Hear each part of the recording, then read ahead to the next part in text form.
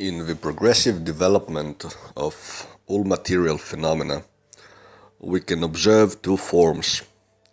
One is the revolutionary form, where essentially slow and progressive changes take place without changing the quality of the phenomenon, without changing its essence. And the other is the revolutionary one, the revolutionary leap, as it is called within the categories of dialectical materialism, where essentially a violent transition from one situation to another takes place, radically modifying the quality of things, changing their essence. As regards society, we usually refer to social revolutions. To these revolutionary leaps, violent transitions that change the character of society itself, its essence, change the economic basis, the relations of production, and the political, ideological, and ethical relations based on them. Social revolutions constitute the result of the class struggle. They are the result of the struggle between the hostile social classes, independently of its form, of its expression, of whether it is open or not. In 1848, in the Manifesto of the Communist Party, Karl Marx and Friedrich Engels highlighted with scientific accuracy the role of class struggle as the motor force of society. More specifically, they wrote, "The history of all hitherto existing society is the history of class struggles. Freeman and slave, patrician and plebeian, lord and serf, guildmaster and journeyman, in a word, oppressor and oppressed, stood in constant opposition to one another, carried on an uninterrupted, now hidden, now open fight, a fight that each time ended either in a revolutionary reconstruction of society at large or in the common ruin of the contending classes." In the earlier epochs of history, we find almost everywhere a complicated arrangement of society into various orders, a manifold gradation of social rank. In ancient Rome we have patricians, knights, plebeians, slaves. In the Middle Ages, feudal lords, vassals, guildmasters, journeymen, apprentices, serfs. In almost all these classes again, subordinate gradations. The modern bourgeois society that has sprouted from the ruins of feudal society has not done away with class antagonisms. It has but established new classes, new conditions of oppression, new forms of struggle in place of the old ones. Our epoch, the epoch of the bourgeoisie, possesses, however, this distinct feature. It has simplified class antagonisms. Society, as a whole, is more and more splitting up into two great hostile camps, into two great classes directly facing each other, bourgeoisie and proletariat. That's what Marx and Engels wrote in the Communist Manifesto. The whole Marxist-Leninist theory, generalizing the experience of class struggle and revolutions, proves that indeed revolutions are the motors of social progress, the engines of history, as Marx characterized them. The economic basis of class struggle, actually its material basis, is the deep conflict between the development of the forces of production of society and the outdated conservative system of relations of production expressed by the identification of social contradictions and their expression at the level of politics and ideology, the struggle between the dominant class, which is interested in the preservation of the dominant mode of production, and on the other hand of the oppressed classes, which fight for its overthrow.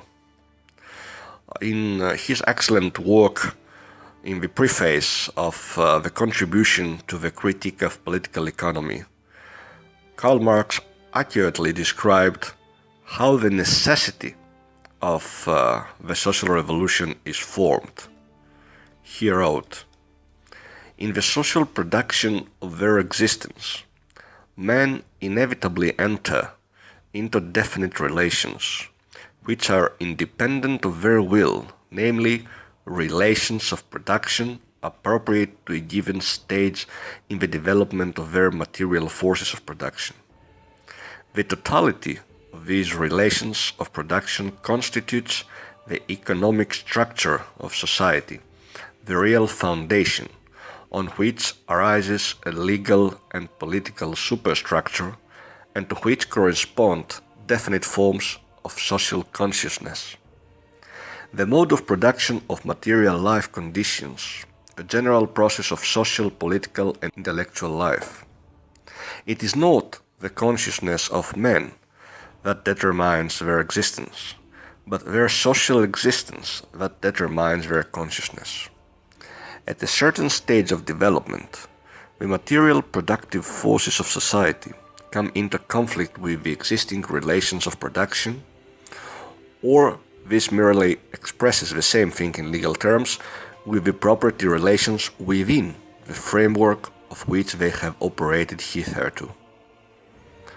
From forms of development of the productive forces, these relations turn into their fetters.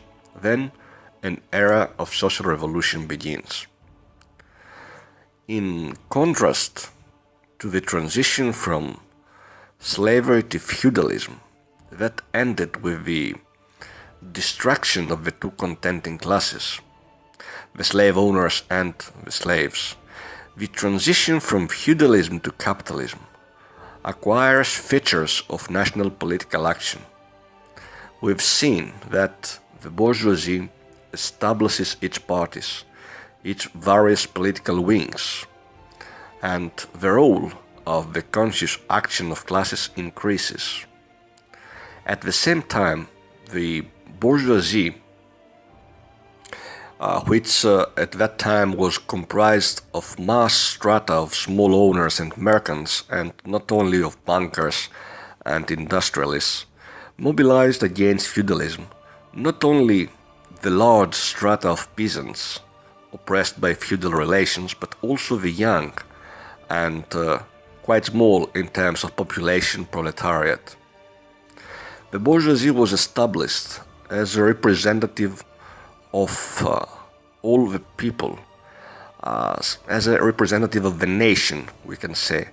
In that way, not only the bourgeoisie and the peasant serfs, but also new wage slaves released from the physical and social coercion of slavery and feudalism, and came to the forefront of social development. Precisely because the history of bourgeois revolutions reveal that the transition from feudalism to capitalism took place in a revolutionary way, pulling popular and working masses to the forefront of historical evolution. Today, contemporary ideological representatives of the bourgeoisie not only oppose socialist revolutions, proletarian revolutions, but also slander and distort the most radical traditions of, for example, the English Revolution of 1648 and the French Revolution of 1789. They distort or conceal their social content. In a schematic way, we can see two processes in social revolution. One regarding the change of the relations of production and all social relations, and another regarding political revolution, the demolition of the power of the dominant class and the conquest of political power by the revolting class. As Lenin noted, the passing of state power from one class to another is the first, the principle, the basic sign of a revolution. In all the instances of bourgeois revolutions, it has been proven that the old feudal society was not willing to die, if we can use this word voluntarily, to withdraw from the social forefront. On the contrary, it reacted fiercely. Additionally, the conquest of political power from the bourgeoisie was a precondition for the extension of capitalist relations, the overcoming of any obstacle set by the feudal superstructure. Consequently, the main task of any revolutionary class is to conquer political power for the creation of its own class state. In his work, Origins of the Family, Private Property in the State, Friedrich Engels wrote, "Because the state arose from the need to hold class antagonisms in check, but because it arose at the same time in the midst of the conflict of these classes, it is, as a rule, the state the most powerful, economically dominant class, which, through the medium of the state, becomes also the politically dominant class, and thus acquires new means of holding down and exploiting the oppressed class." The following questions arise. What are the features of the revolutionary transition from capitalism to socialism? Is it possible for capitalism to be transformed through reforms or through a peaceful way into socialism? The answer is clear, and the answer is no. The proletarian socialist revolution is a higher type of social revolution which organizes and carries out the full conflict and rupture with the social relations of the capitalist socio-economic formation. Socialist revolution is a qualitative leap for the scientific transition to a historically superior mode of production. It establishes the power of the working class, the dictatorship of the proletariat in alliance with the popular strata. Its main task, on the basis of socialization of the means of production, is to abolish every form of private ownership, to construct the classless communist society.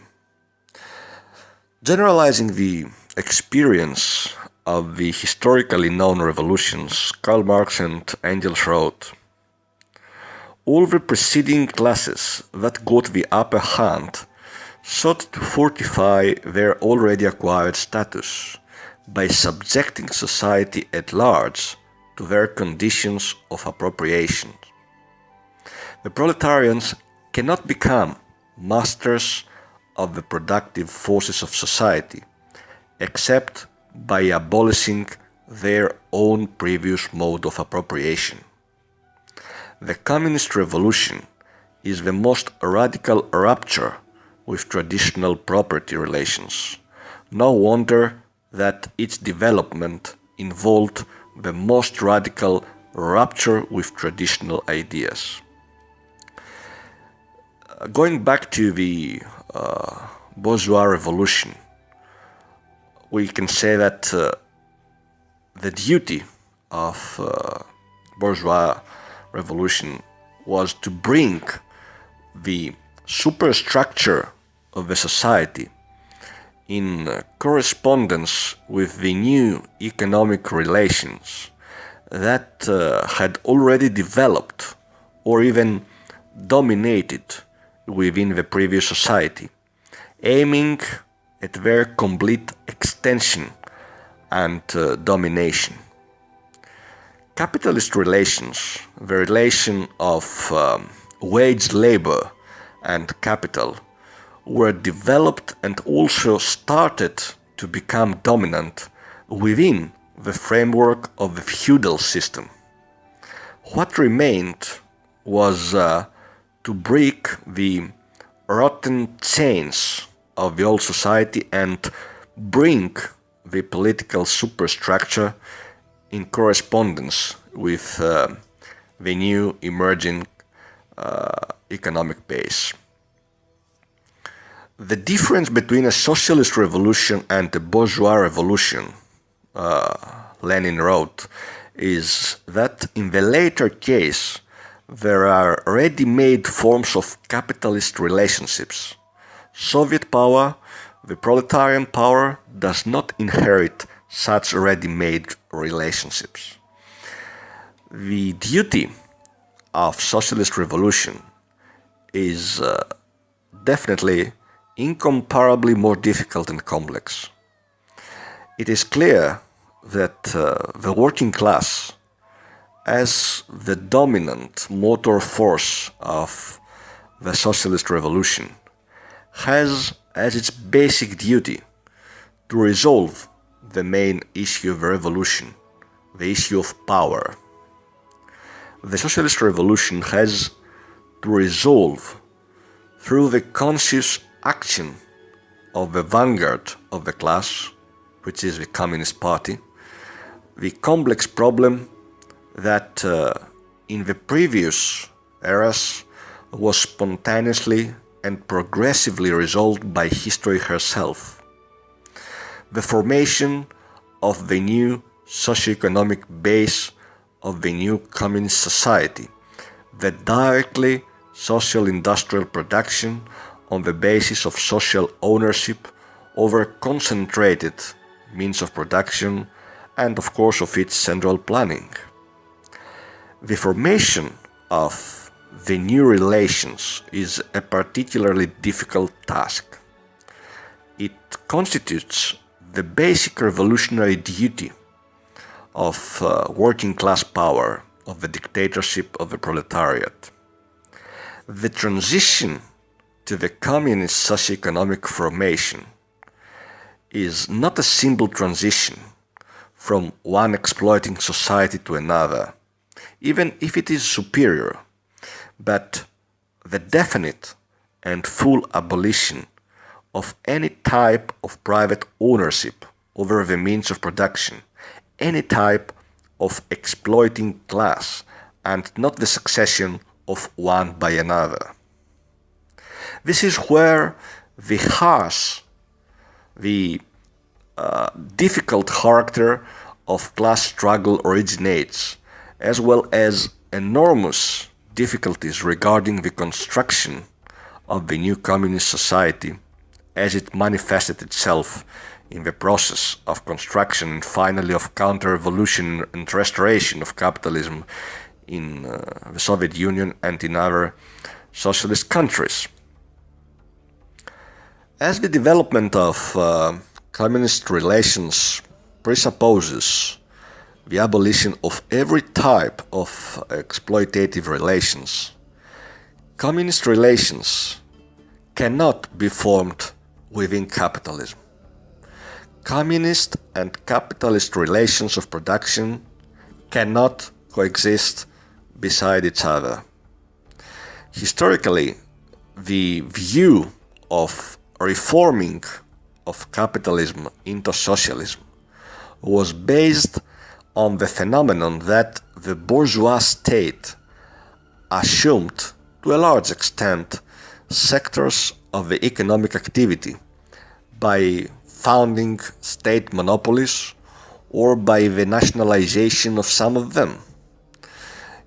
In reality, that was an activity in support of capitalist development, either during periods where the formation of infrastructure is necessary in order to help capitalist activity, capitalist accumulation, for example, the formation of a railway network in France and Germany in the 19th century, or in periods of war preparation, like in the First and Second World Wars, or in periods after large-scale destruction of forces of production, for example, the post-war reconstruction in Europe.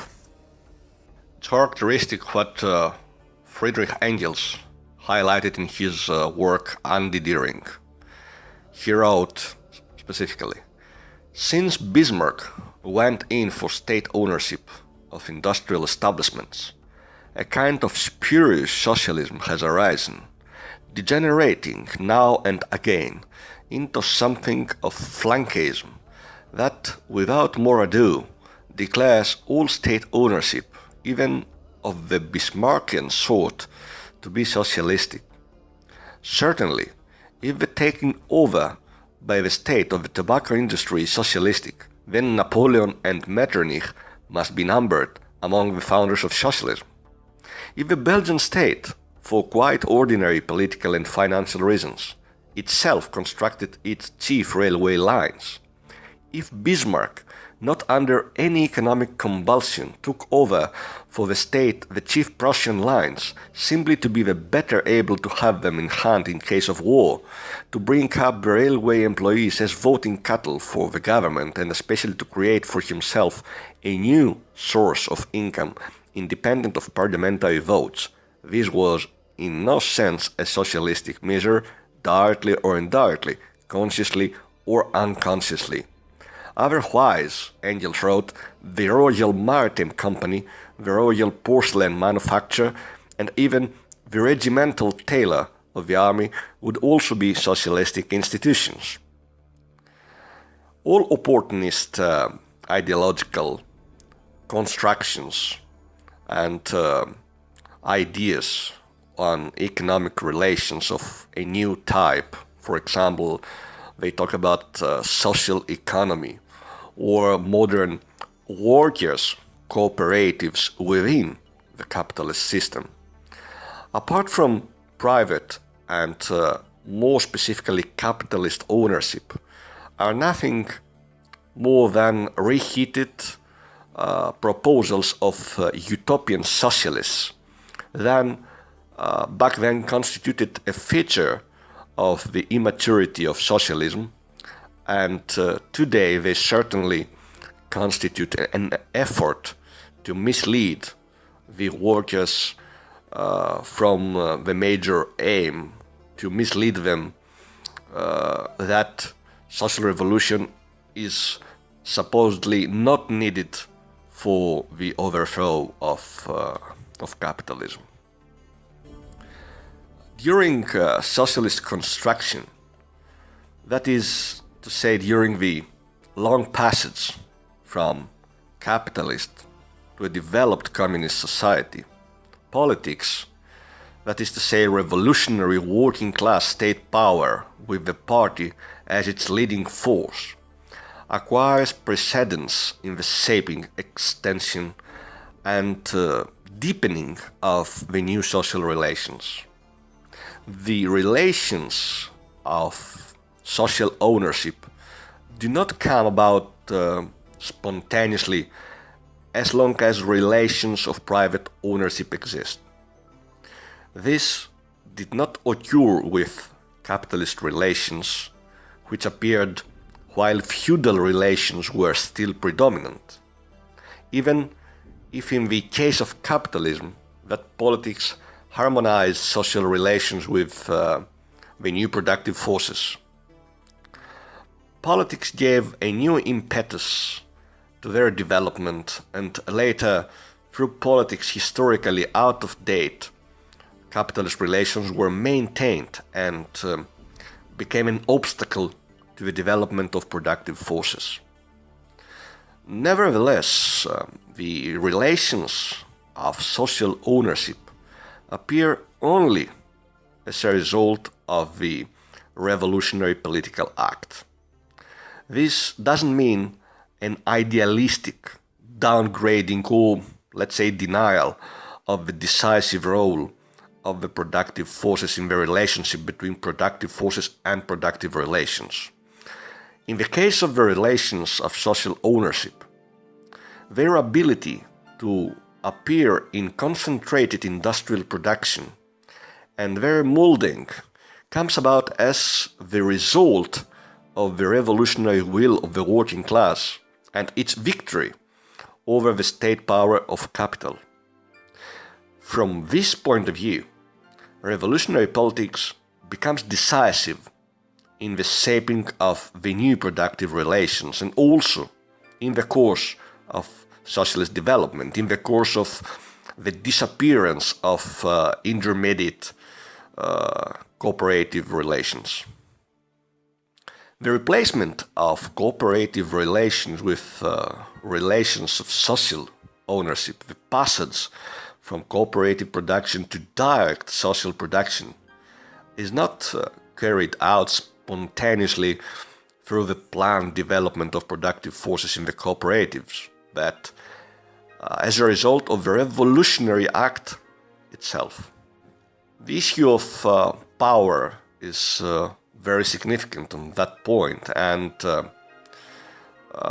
it is extremely important to talk about the smashing of the bourgeois state in a socialist revolution and to explain why it's impossible to have a parliamentary road to socialism.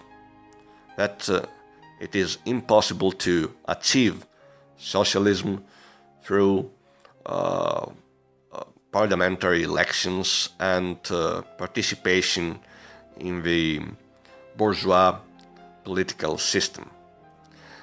This issue, the issue of power and the questions that we said before, posed many times in a theoretical and practical way to the communist movement, and is whether the working class can use the bourgeois state apparatus in order to construct its own power.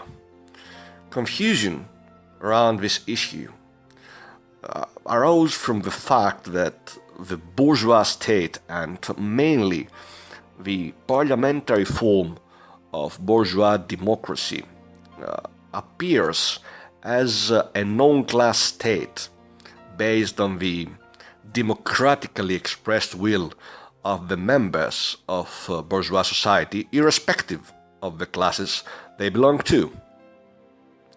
Karl Marx, in his work, the German Ideology, in the chapter titled The Relation of the Bourgeois to the Capitalist State, analyzes how the bourgeois state is presented as something alien to the bourgeois class. More specifically, he writes, "To this modern private property corresponds a modern state. Through the emancipation of private property from the community, the state has become a separate entity beside and outside civil society.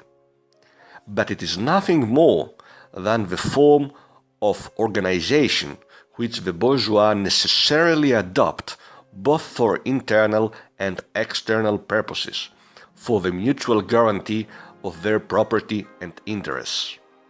Also, Marx writes, "Since the state is the form in which the individuals of a ruling class assert their common interests, and in which the whole civil society of an epoch is epitomized, it follows that the state mediates in the formation of all common institutions, and that the institutions receive a political form." Class struggles on the period between 1848 and 1871, culminating with the Paris Commune, helped Marx and Engels to arrive at the conclusion that the proletariat cannot receive the bourgeois state apparatus and use it in its favor. On the contrary, it has to smash it and to destroy it and to replace it with a new one that corresponds to its own interests. In his famous work State and Revolution, Vladimir Lenin developed these theses further in opposition to those of the German Social Democrat Karl Kautsky, and revealed the necessity to destroy the bourgeois state as a precondition for the victory of the proletariat. He highlighted that there is no pure democracy but class democracy. In capitalism, democracy is the usurpation of the power by a minority of the population, the capitalists, the bourgeoisie. It is a capitalist democracy, a bourgeois democracy, a democracy essentially in favor of the interests of few, and a dictatorship for the majority. In socialism, revolutionary power of the working class also is not pure and neutral. It is a democracy for the majority and a dictatorship for the few, for the former capitalists. In addition, even the most developed form of parliamentary democracy on the basis of capitalist relations of production cannot exceed those limits. As Lenin argued, even the most democratic bourgeois republic is nothing more than an apparatus for the oppression of the working class by the bourgeoisie, of the mass of workers by a handful of capitalists. The bourgeois parliament offers stability to bourgeois power, as in that way the general interests of the minority, the capitalists, are served through its political representatives with the support of the majority, the working class and the poor popular strata. For that reason, bourgeois parliamentary democracy is typical for all developed capitalist countries, is the most characteristic form of organization of bourgeois political power. Repeating Engels' words, Lenin noted that in the democratic republic, wealth exerts indirectly its power, and for that reason it exerts it in a more secure way, and more precisely, first of all, with a form of direct buying of public officers in America, and secondly, with a form of government and stock market alliance, France and America.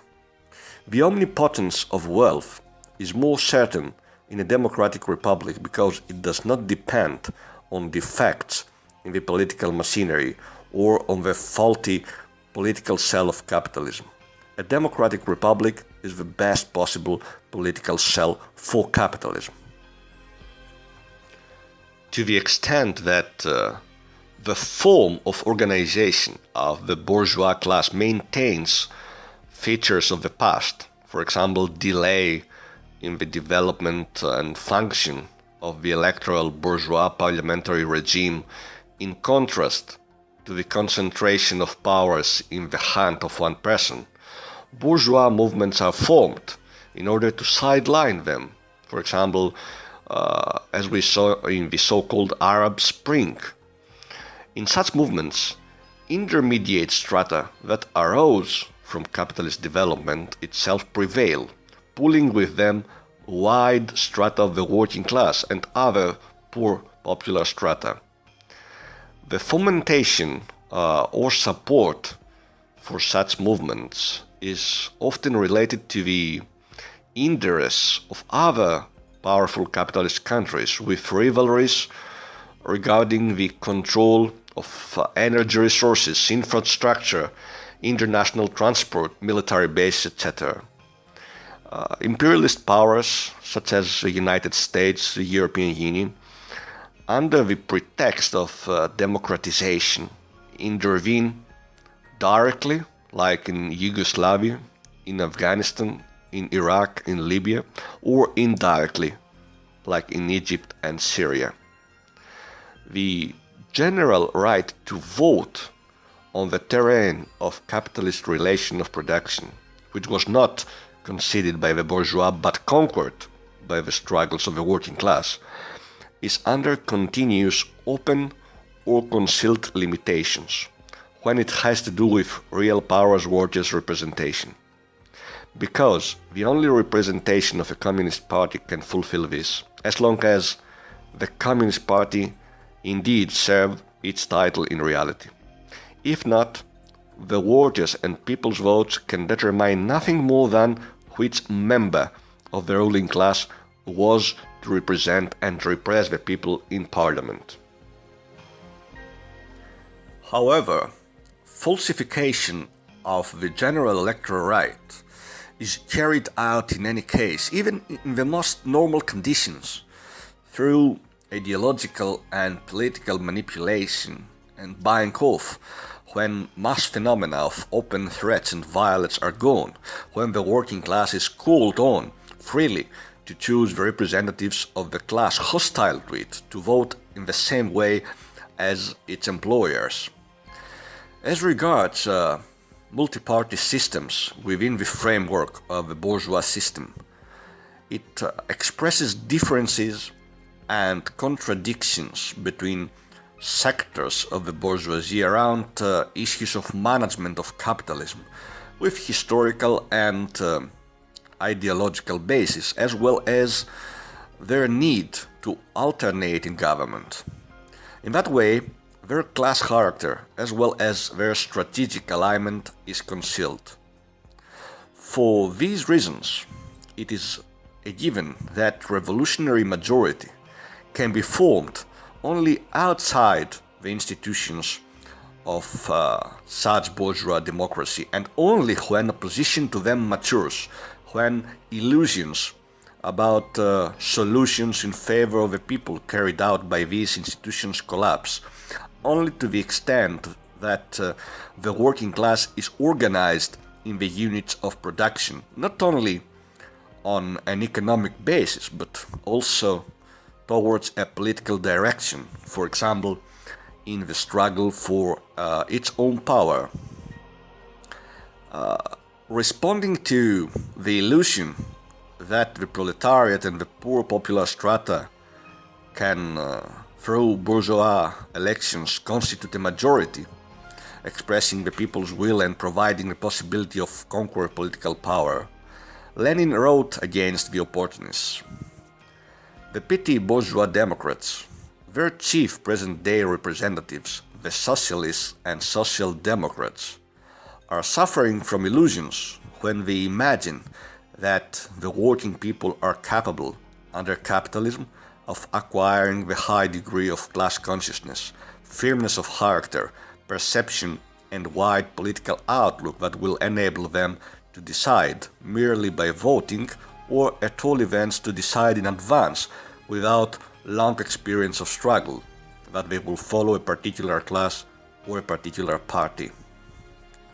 Each time the labor movement made the mistake of thinking that the working class can conquer power through bourgeois institutions, acquiring a parliamentary majority or in compromise with such institutions, it ended up becoming a follower of the bourgeoisie or of sections of the bourgeoisie. It was assimilated into supporting the domination of the monopolies, losing economic gains in this trajectory as well. Also, in many times, illusions regarding sections of the bourgeoisie, institutions of the bourgeoisie and bourgeois parliamentarianism created the possibility of the working class being disarmed in the face of against state repression, and provided the terrain for it to be attacked in a mass way. An example of that is the example of Chile in 1973 and the armed coup d'etat against the popular unity government of Salvador Allende. When the sharpening of the class struggle formed even the slightest possibility of endangering the capitalist relations of production, then the supporters of capitalist democracy pass to forms of open terrorist violence against the labor movement.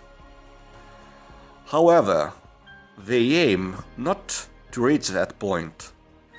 For that specific reason, even under conditions of, let's say, peaceful development, artificial as well as ideological measures for intimidation and manipulation are taken, including even the banning of communist parties, like, for example, the banning of communist parties or the banning of the communist ideology of the symbols in various member states of the European Union, mainly in Eastern Europe, in the former socialist countries.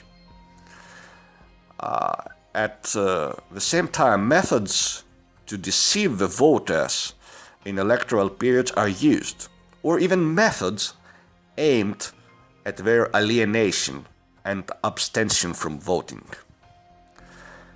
People's sovereignty, the popular mandate, the people's will, are invoked only when the people accept the existing situation. When the people decide the opposite, then the people's will is decapitated.